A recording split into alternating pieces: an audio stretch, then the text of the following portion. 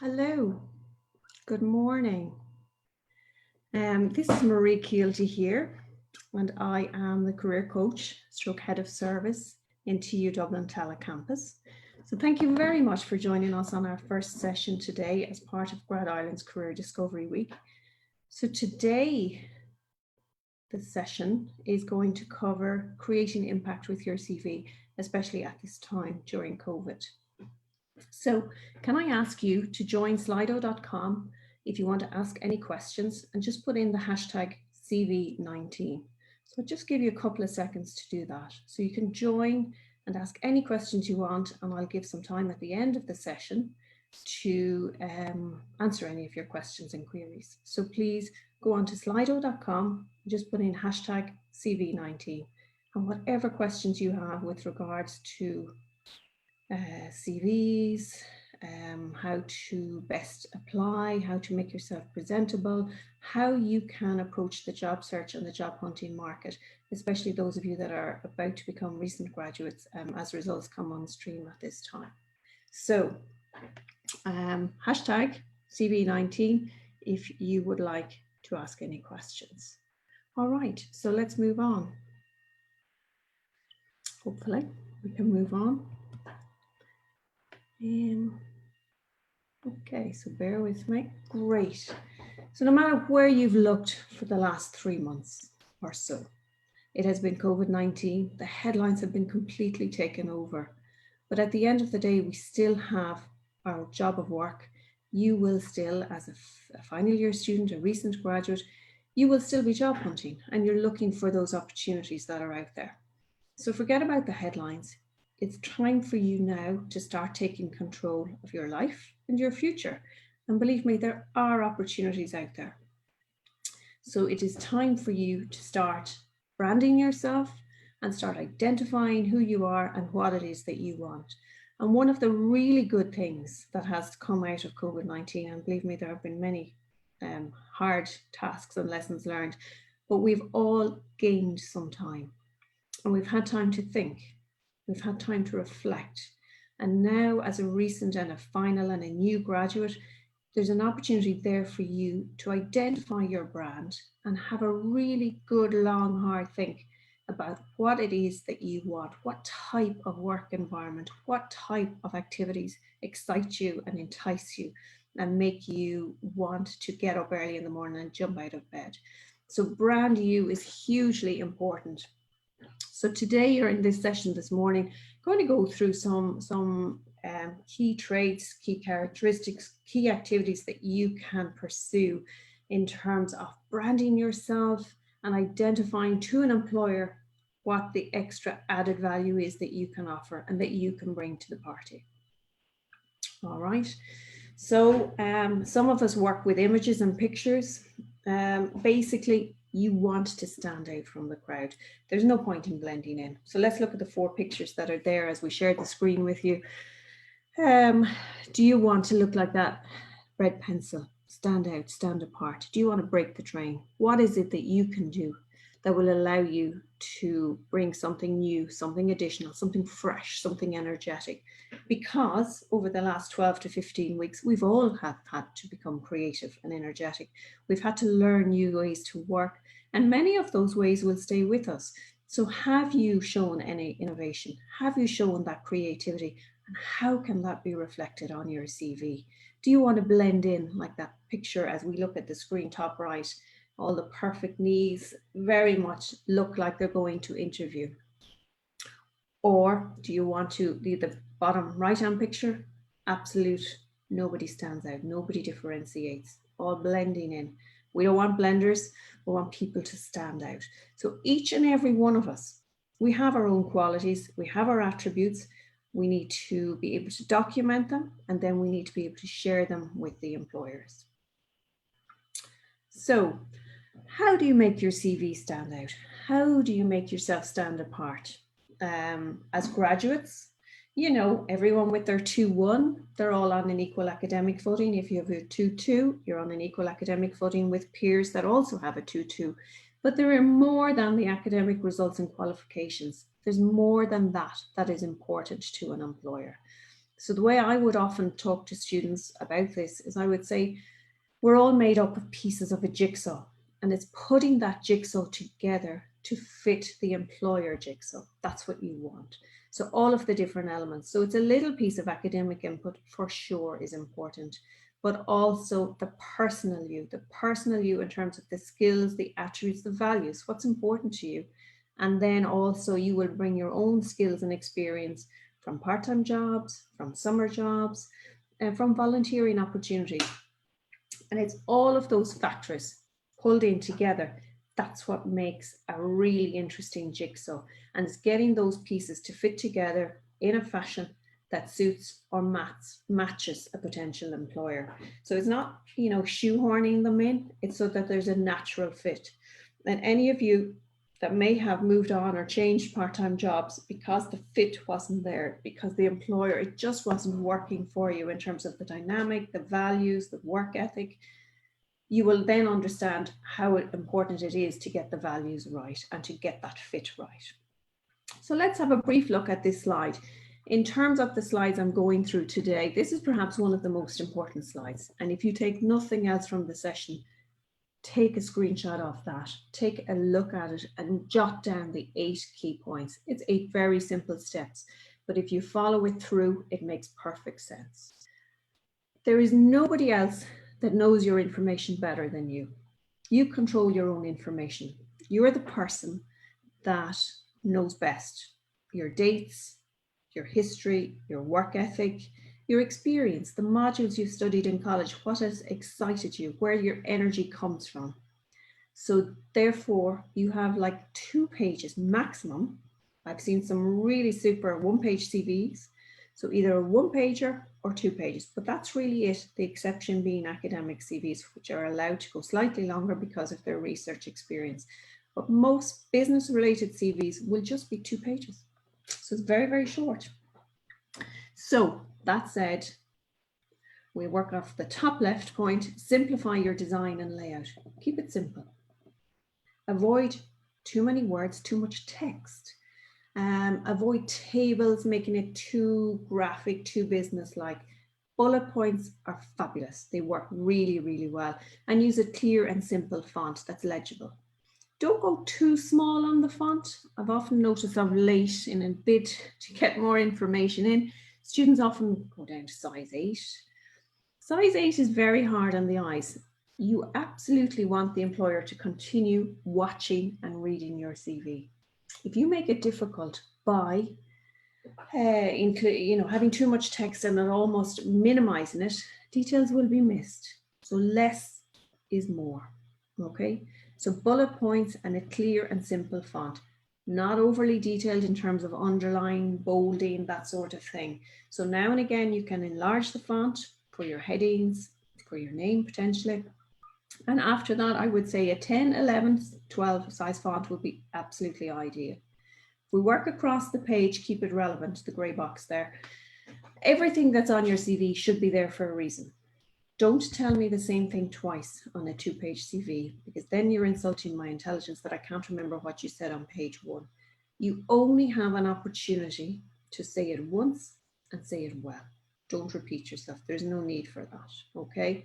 So everything that's there should be there for a reason, and it's there to add value, to push you further up that food chain, okay?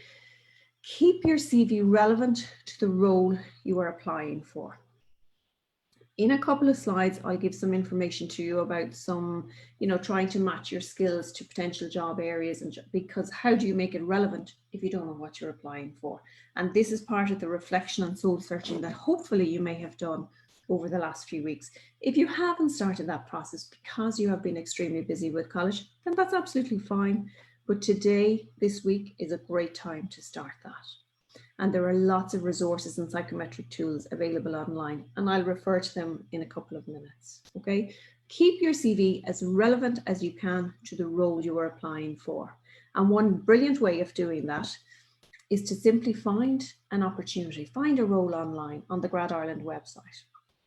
Find a role or 2 roles that you absolutely would love to apply for. You feel you meet all of the skills and attributes that are there, and it has your name on it. look at the attributes identified in the job spec. Which of those do you have? Can you keep them and keep it relevant on your CV? Can you document it on your CV? Can you show evidence of where you've gathered or gained those skills from your part-time jobs, from your college assignments, from any volunteering opportunities that you've undertaken? So show the evidence to back it up. It's one thing writing it down on your CV, but if you cannot support it and back it up in the same way as you would for an essay or an assignment in college, it's not going to be as powerful or as meaningful. So you have to do your research to support it. The third section, use keywords. Match your skills and the roles and the opportunities to what you are looking for. It is essentially joining the dots. You are paving the way and ensuring a path is there that will make sure that you are the person that is suited to the role. It's very hard to match all the attributes. Absolutely, I'd be the first to say that. But equally, if there are if an employer is looking for 5 or 6 attributes and you have 4 out of the 5, by all means, apply for the opportunity. If you have 1 out of the 5, it's not going to be a strong application. So therefore, you're going to lead yourself to disappointment. So really, you'd want to be getting 4 out of the 5 attributes, or be able to support them or match them in order to make it a strong application. The fourth section, think about the order. Put your CV in reverse chronological order. And by that, essentially, we mean start with the present first. So if you're a graduate of 2020, then I should be looking at 2016 to 2020 in terms of your college dates and your secondary school before that, etc., etc. If you have, obviously, part-time jobs at the minute are slightly curtailed, but if you've just gone back to work in your local retail unit, then the dates should be showing June 2020 and then any previous opportunities before that. So always 2020, 2019, 2018. In your current lifespan, the experience you've gained at your most advanced stage is the most relevant experience to the employer. It's where you've got the most experience and the most skills and knowledge. So the 4th year modules of your degree are of most relevance as opposed to the 1st year modules. So always think the highest and most recent goes first, and that needs to be consistent across your CV. So from your education to your work experience to your hobbies and interests, make sure it always starts with the most recent first. Okay. 5th box, keep it updated. Absolutely keep your CV up to date. Now that's easier said than done as well. But again, hopefully, with the benefit of time and the time we've all had over the last few months, that maybe you've just had an opportunity to even look at your CV, to update it, put a little touch here, a little touch there, and then come back to it again. It's amazing also the power of LinkedIn, and I will refer to that slightly later. But, you know, we've gotten into the habit of going in, touching base, networking, seeing what articles are there. It's very similar with your CV. So see where you can update it, where you can tweak something. You may have taken an online course, you may have taken a MOOC, you may have done some short-term training online over the last few weeks. Make sure you include that in terms of your key skills or your most recent learning. So there are lots of different little inputs, and this is all adding to your personal branding, brand you, to make you the person that is most suited for the role you're applying for. The 6th category include references. So always make a reference to your referees, okay? If you have space towards the end of your 2-page CV, it is nice to include the names and contact details of those 2 referees at a minimum. Now, obviously be careful of GDPR. Make sure you ask your referees, have you their permission to include their names and contact details? Sometimes, if you've had a few part-time jobs, and particularly if you've had a work placement related to the sector you're going to, and then you may have some academic referees, you may have way more than 2 or 3 referees that you could choose from, in which case you may choose not to name the names. You may choose just to put in that line, references available on request. That too is absolutely fine, okay? It's possibly the easier route to navigate at the minute because you're not disclosing your names. But when and if you choose to contact your referees to ask them, can they support you and give you a reference for job A, you absolutely need to ask their permission to do so. Okay, so that is critical. So either option works. You can put in the names, absolutely fine. Make sure you've asked permission, or you can put in that line references available on request. But it is always good to acknowledge the references piece on your CV. Okay. Seventh key area, bottom left, check your grammar. Oh my goodness, this is so important. Every CV should be checked, double checked, and triple checked. If English isn't your spelling, and many of us are not English scholars, we don't have English degrees, you know, spelling is one of my particular things. If I see a CV and there are spelling errors on it, that tells me carelessness, inattention to detail, couldn't be bothered. Now that might be completely unfair from your point of view, but if spelling isn't your thing and you're not a good speller, then make sure you very simply hand the CV to another family member, somebody you trust, somebody whose opinion you value and respect. It could be a friend, a family member, anybody that will be that other set of eyes that will then check your CV. A CV with a spelling error will not get you will not get through to interview stage, simple as that. And you know, in employment environments, applying for jobs, it's more competitive than ever.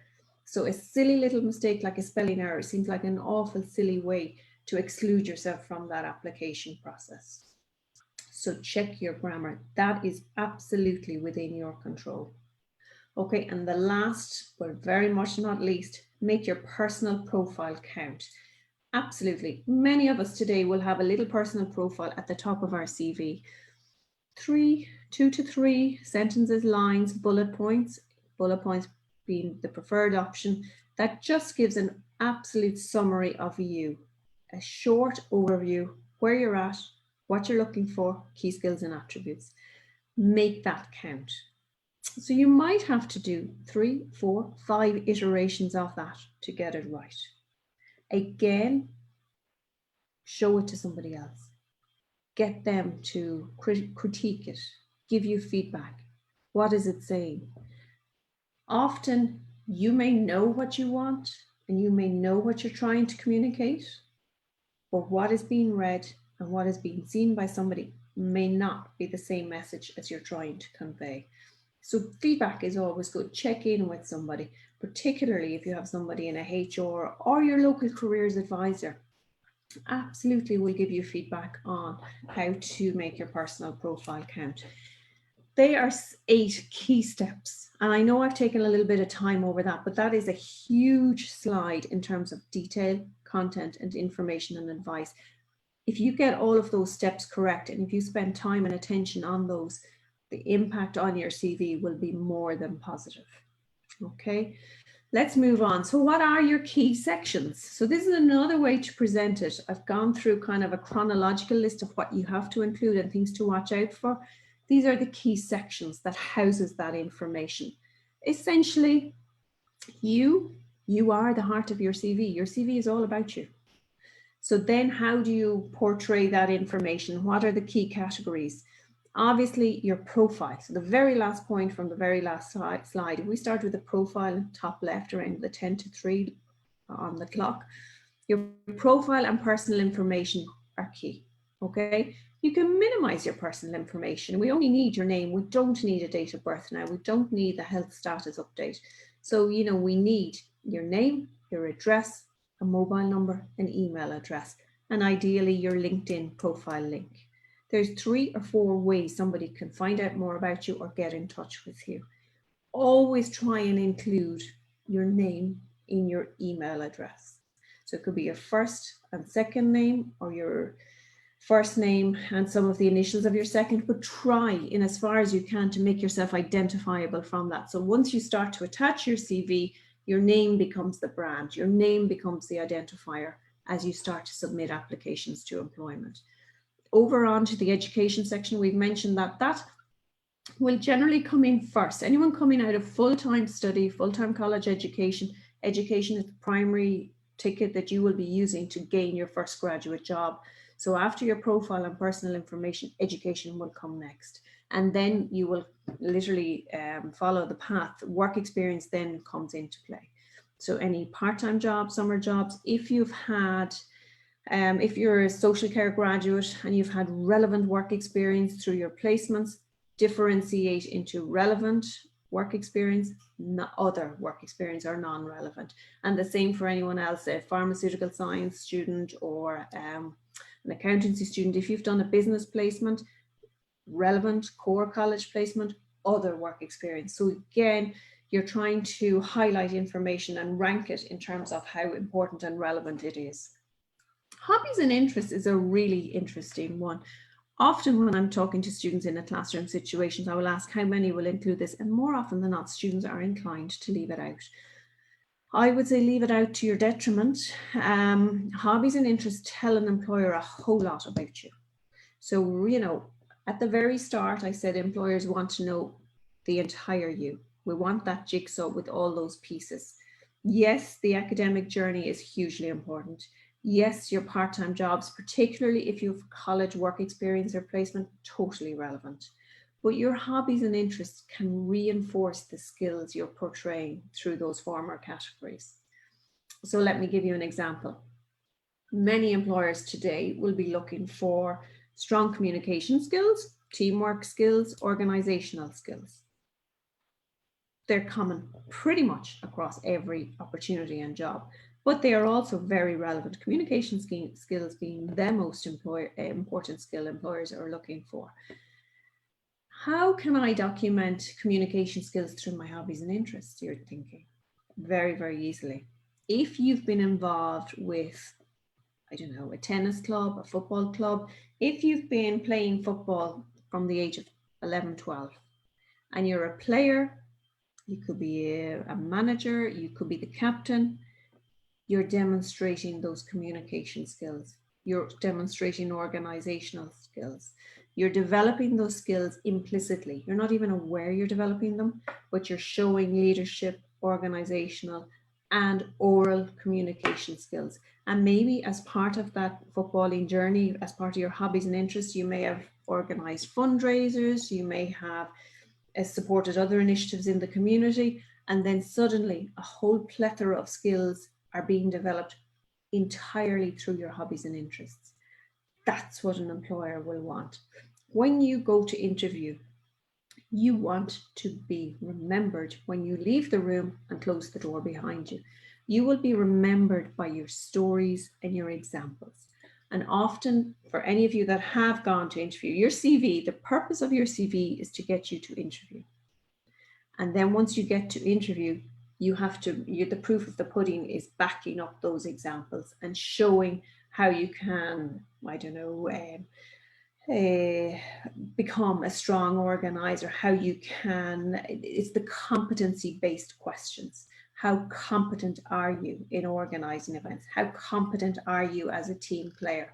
And it's examples from your hobbies and interests. It's the examples from the likes of your volunteering that will reinforce the levels of those competencies that you're trying to portray. So hobbies and interests is a very, very rich section, and it's also very novel because it's unique to the applicant. So spend a little bit of time developing that concept and thinking about what hobbies and interests to include. Volunteering is hugely important. In the main, we've just come through the pandemic. We all know that, or we're still on our way through it. And we saw the spirit and the generosity and the goodwill that many, many people in Ireland showed. And that's what employers will want. Those who want to give back, those who want to do good when the opportunity presents itself. And what better attribute or what better employer or employee or colleague would you like to have than somebody who wants to give back and give you a dig out when you most need it. References I mentioned slightly earlier, always include your references. Key skills, I just want to maybe refer to key skills and key achievements here. There's an opportunity to put in specific sections. You have total freedom on your CV, what to include and what not to include. But these are a couple of sections. You may have one or other or both, depending on the volume of information that you have. Sometimes students or graduates put in key skills right close to the top, because you want the employer to see straight off what the skills are that you have. And that's absolutely fine. So you could put it in almost ahead of your education section. So you could, and that's where you can kind of enunciate or allude to all of the breadth of skills that you have. developed through college, through your work experience, and through your hobbies and interests. Okay, so key skills, key achievements. Always think as well about your key achievements in terms of when you get to that interview, what's your biggest achievement to date? You don't want to be thinking about that when you arrive in the interview, believe me. Okay, and when you think of achievements, often I find when I'm chatting with students, they think it refers to academic achievements. It doesn't. So your key achievement could be winning a race when you were under 10, under 12. It could be fundraising for an opportunity. It could be going to Ethiopia to help fundraise or do other activities. It's whatever is important to you. So that's also an opportunity for you to market and brand yourself and realize, you know, I have extra skills to offer that are not just within the academic domain. And that's the tapestry and that's the richness that employers are looking for. So think long and hard about each of those key sections and see what it is that you have to offer. But bear in mind, it is just for 2 pages maximum. Don't give me a 1.5 page CV and don't give me a 2.5 page CV. It's either 1 or 2 full pages. Otherwise, it kind of looks like you may have run out of information. So how do you add your unique value? How do we thread all of that together so that you are that red apple? You are the one that stands out from the crowd. Often a nice, simple way to do that is when you're talking about your key achievements or your college results or your hobbies or your work, how well have you performed? Use metrics where possible. So if you're in the top 10%, if you're in the top 5%, if you're consistently in that A grade standard or GPA of, you know, above 3 or 3.5, metrics and numbers. So tell me what the GPA is and tell me what it's out of, because different universities have different GPA levels and measures. Okay. Watch for acronyms. So do you remember I said a little while ago, you know what you want to say, but what's the message that's being heard? So watch for acronyms, use them, but clarify. So if you're using abbreviations that are specific to your discipline, fine. But the first time you use it, write it in full, then write the abbreviation so that I can follow it. Not everyone reading a CV will have the science knowledge, the engineering knowledge, the business knowledge of that specific language, okay? Which brings me to my second point. Clarity is key. Say it once and say it well.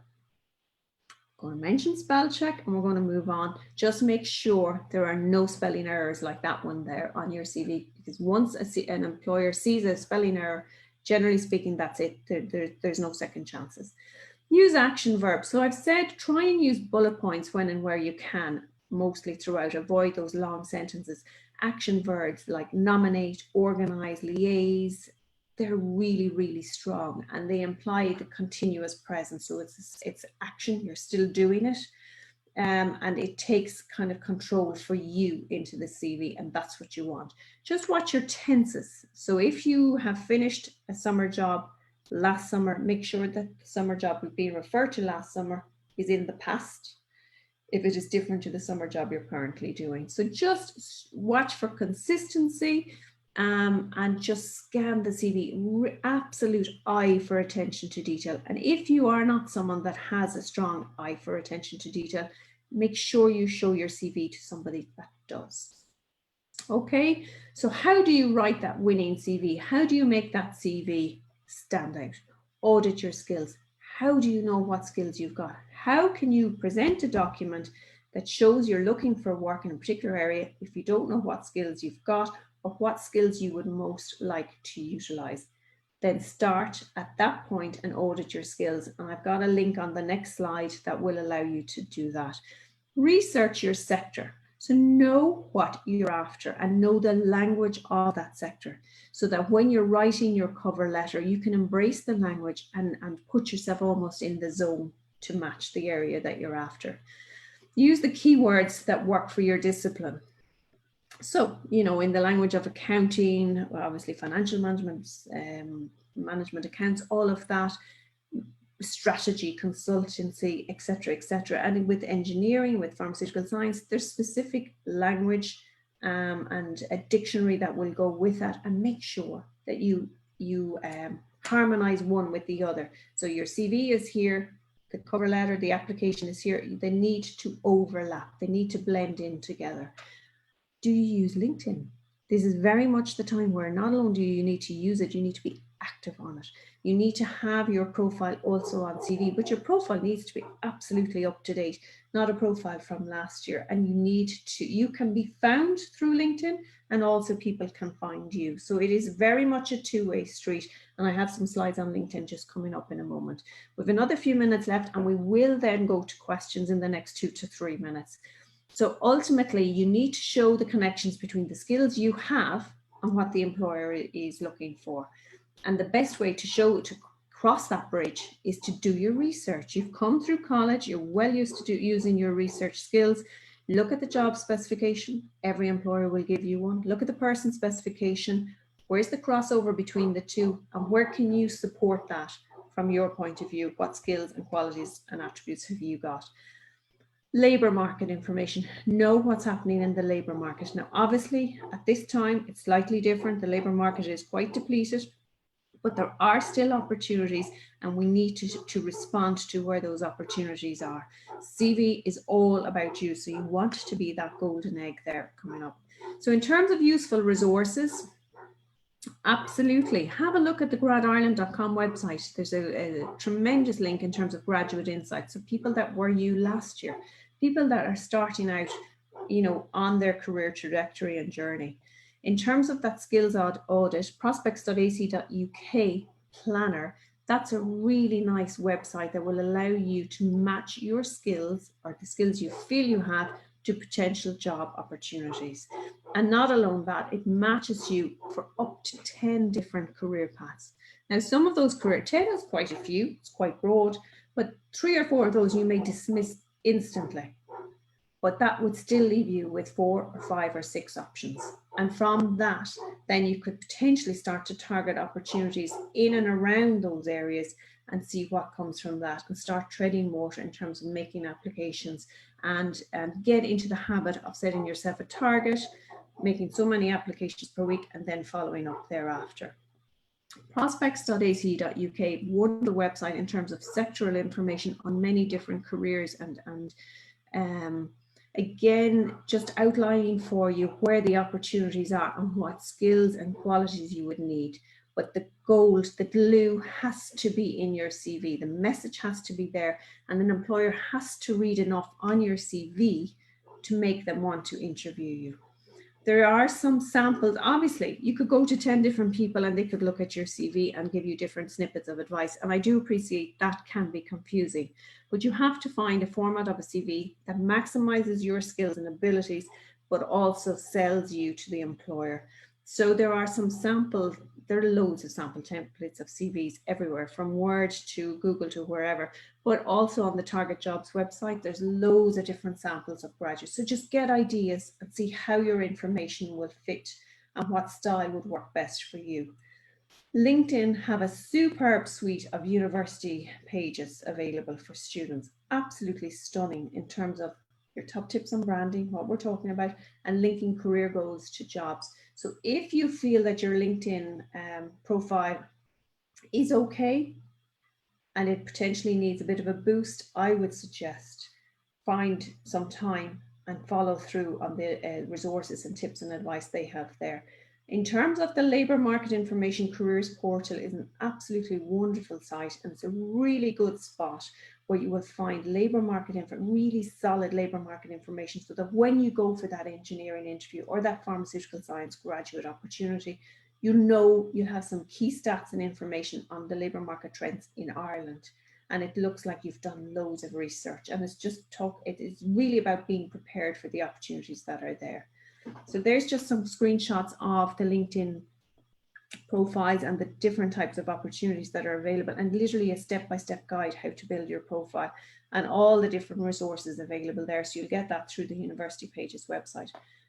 I'm conscious of the time and I do want to get to questions. Some common CV mistakes, needless to say: spelling and grammar, not tailored to the job, poor format, no use of bullets, no achievements, too vague, contact problems. I mean, they are such simple issues to rectify, and they are unforgivable in terms of having them on a CV, especially a graduate CV today.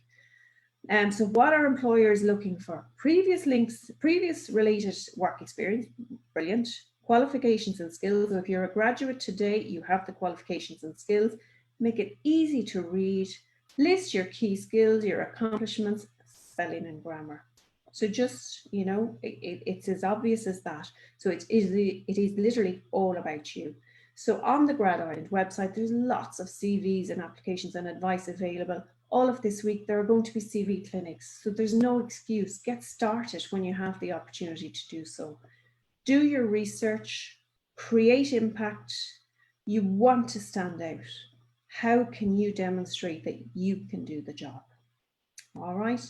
So thank you very much. We're going to go to questions. Just going to leave you with a little picture there. Which did you notice more? Did you notice one bird on its own or the lines of birds there? And no matter what, we want you to stand out. So I'm happy to take questions now.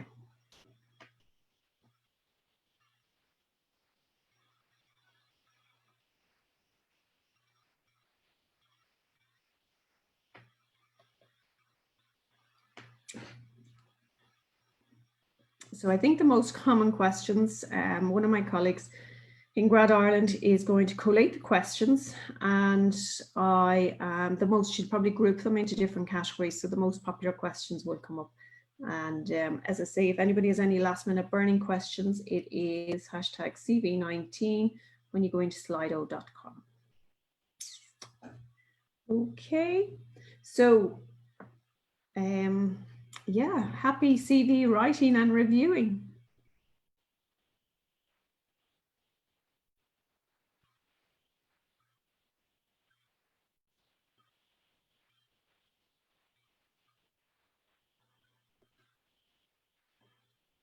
So we're just waiting on the questions.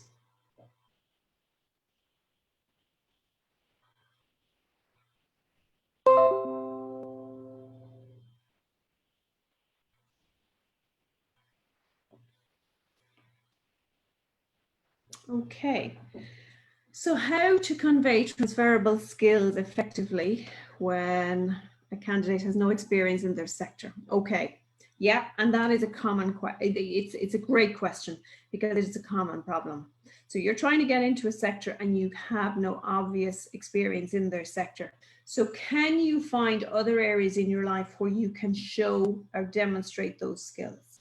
So from your part-time jobs, from summer jobs, from college projects, from particular modules maybe in college. So maybe more of an academic conveying. And another way right now that you could do so, if there's particular skills that you don't have from any of those categories, is there an opportunity for you to volunteer even one day a week with a community group or a funding agency or something that would allow you to build those skills? So try and find an opportunity through either volunteering one day a week or through college modules and projects or through hobbies and interests where you could show and demonstrate those transferable skills. Could you give some CV tips for mature students? Absolutely. Okay. So in the main, to be fair, what I was talking about was students coming straight from school into college. In terms of mature students, absolutely build on the work experience that you've had from before. Okay. So you will have another category of information to pull in, and your key skills will be richer because you will have more experience to draw from, and you will have potentially, obviously, a longer list of job opportunities, and also the reasons that you will have come back to study or divert your career into a new area will also add to that in terms of being solid, being dynamic, being reliable, being resilient. So there's a wonderful suite of skills there that employers would look for. What is your opinion on including an image of your headshot or logo images? Will this affect the reading of your CV when you HR use an automated tracking system? Okay, I have very simple advice here. My advice would be to leave an image or a headshot and a logo off unless you are specifically asked for it. When people put an image up, we look at it subjectively. We either like or dislike. based before a person opens their mouth. So unless specifically asked for it, I would say leave it off and avoid that bias straight off. Should my personal statement be included in the 2-page CV, or is it appropriate to send this in addition to the 2-page CV? Personal statement is very different to a personal profile. So personal statement is not part of a CV at all. Okay, personal statement is usually used for postgrad courses, or it's a separate request. So 2-page CV, I think, unless you're confusing personal profile with personal statement. So profile by all means goes in, but it's for 2 or 3 lines, not a statement.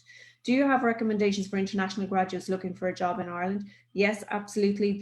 Go onto your college, your university or college website, and there should be some information there in terms of large companies that will be recruiting. It really should make no difference because your visa will allow you an opportunity to gain some graduate work experience here. Okay. One of those moved there. How can we avoid underselling ourselves? Absolutely. It's very hard, but I would say to start maximizing your opportunity, you have to start putting applications out there. So I would say slow and steady at the start. So if you're literally starting the job search or the graduate search process today, set yourself a target of 2 or 3 applications this week, 2 or 3 next week, and then remember to go back and review them. And you will find that your applications will get stronger and sharper as you go along, and you'll realize that you have more skills than you think you have. And just reflect on those skills and look at your peers, look at classmates and see what types of opportunities they're going for as well. If you've had a number of part-time roles, should you list all of them or just the most relevant? Okay, so if you've had quite a few, now I mean more than 4 or 5 part-time jobs over the last 4 or 5 years, then that is a lot of information. If it's possible to group them together, that's the way I would go. So if you've worked in retail and you've had 4 or 5 different jobs in different retail areas, like different retail environments, then you could group them together and just put in the title of retail assistant in brackets, Dunnes Stores, Tesco, Eason's, whatever the company names are, and then put in the block of grouped dates. So it could be over the 4-year period, and then you can just say part-time jobs, summer jobs.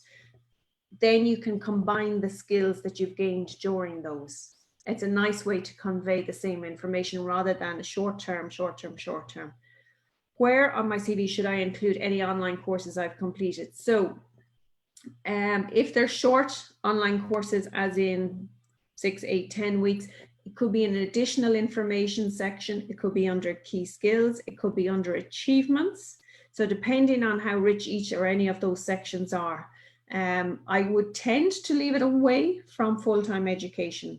Okay, so I would put it in under achievements or additional information. If I graduated last year, should I still write recent graduate on my cover letter? Yeah, well, what you can say is graduate of 2019. So that just says it straight up. Okay, a career, if I graduate, okay, I've done that. My work experience has nothing to do with the sector I want to work in. Is this a bad thing? Not at all. So what we do then is we use the skills you have to move to the sector you want to. So this is part of your labour market information research as well.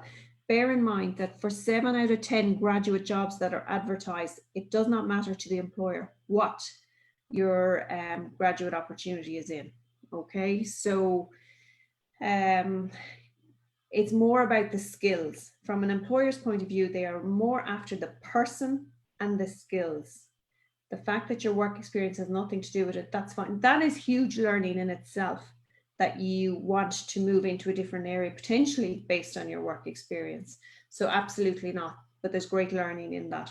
Would it be well received if your CV font is small, especially if you're trying to include as much as possible and just want to keep it? I know, and I think I said that during it. Now, how small is small? I would say anything, a 9 or an 8 is way too small, just absolutely. But you know, it is possible to get a lot of information in. Don't forget, you can extend the margins, you can make the page wider on top and bottom, but I would say nothing smaller than a 10 really. Okay, if you are technically a manager or head of department in a small company, but all of your skills are self-taught, no training, will this decrease your value? No, not necessarily, but obviously your academic skills and knowledge will be coming through, so that will stand to you. It's more for the movement. If you want to move from that job, that's where your challenge would be. But if you're currently in college and studying, then that will allow you to move and give you flexibility longer term. Should you include module names and grades on your CV when applying for a first job? Now, the devil is in the detail there. It is very hard. There are so many modules and semesters in college. So my advice would be focus on your main modules. So the modules you absolutely love, the modules that made you go, wow, I want more out of this. So that might be 6 or 8 modules from your 4th year. By all means, include them, but include them as a sentence across, so it'll literally take up no more than 2 lines. Don't include them as a list because you won't have that space. If you've got really good grades or decent grades, absolutely that's what you need to include. If you have a less vocational degree, such as humanities, how do you make that look appealing to employers? Okay. What are the skills that you've gained as a humanities? You would have excellent research, excellent attention to detail, excellent writing, case studies, project management. There's a whole plethora of skills there. So again, back to the 7 out of 10 graduate jobs are aimed at people. It does not matter what discipline they come from. Every discipline will have a range of skills. You will have skills that you haven't potentially even thought of. So you need to just document the key skills you've gained from your modules and include them on your CV. Any advice on finding a job in information technology purely based on the skills with minimal or no prior experience in the field? Okay, so yes, there's a fabulous, oh gosh, I can't think of the name, but there's fabulous resource available online for IT graduates. Go to IBEC, go onto the IBEC website, and they have wonderful resources in terms of the skills and knowledge needed for different sectors. Depending on the employers, some employers will like to train you in on the job. Some, don't forget, there are also graduate internship opportunities whereby you need to be a graduate, but they will take you in as an intern and train you in on the job. So maybe for the IT graduate who popped in that question there, maybe that's an area to look at where you have the skills, but you haven't just worked in the area. But your projects would be a great example to use there. In interviews, interviewers have mentioned that I have a lot of experience for my age and give compliments, but then I don't get the job. Ask for feedback. If you feel you've done a really good job in an interview and for some reason it hasn't come back, you haven't been offered the job, always ask for feedback. What could you do differently? What could you do so that when you go to the next one? Should we add our student jobs as real jobs in the CV or as an extra, like president of a society? If you've been involved in, absolutely, if you've been involved in any clubs, societies, any roles in terms of chairperson, secretary, treasurer, you include them. Not as real jobs, that will be included under volunteering or other information or that additional information section. In interviews, interviewers have mentioned, oh, that disappeared off my screen. Can you give some examples of statements using action statements or verbs? Also, can you give examples of writing quantitative achievements in a CV? Okay, so there's 2 questions there. Again, 2 for the price of 1. Can you give examples of statements using action statements? Yes. So let's say sales assistant in Dunn Stores. That's your job. Manage the weekly roster. Organize taking cash on the tills. Merchandise stock daily. So there's 3 examples for that. Give me an example of quantitative achievements on the CV. If you're working in a part-time sales job, quantitative example, increased sales 25% in my first 6 months. If you've designed a new idea or come up with another process or a way of enhancing performance, they're the metrics that employers want. How do we contact you for further details? It depends what you want to know, but I work in Tala, so I'm the careers advisor, careers coach in TU Dublin Tala.